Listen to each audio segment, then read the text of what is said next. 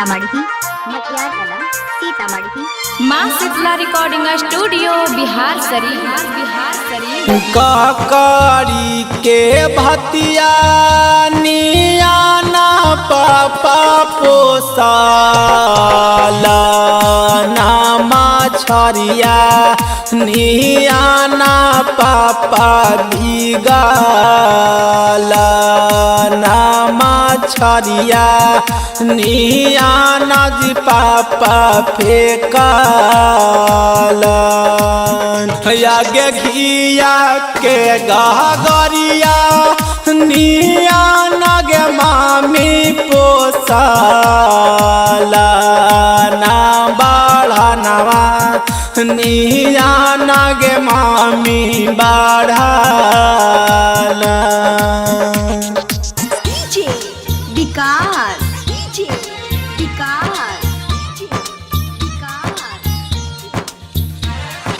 मटियार कला सीतामढ़ी मटियार कला सीतामढ़ी।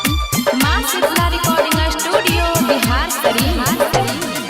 बगिए के फुलावा नियाना गे मामी रखा नासिया ने होते गे मामी तेजाला नासिया ने होते गे मामी तेजाला।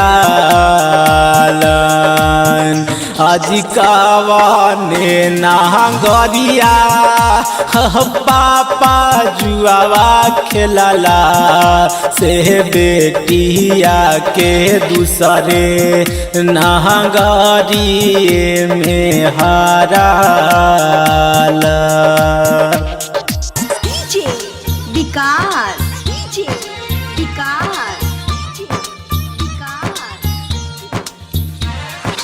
मटियार कला सीतामढ़ी मटियार कला सीतामढ़ी। माँ शीतला रिकॉर्डिंग स्टूडियो बिहार शरीफ।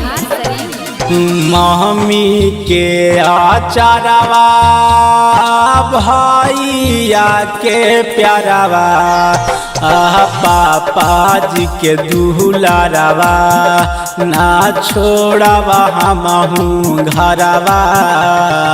भाभी के आचारवा चाची के प्यारवा चाचा के दुलारवा हम छोड़वा नाही घरवा ना मिली मम्मी के प्यारवा हम जाई बसासुरवा ना मिली मम्मी के प्यारवा।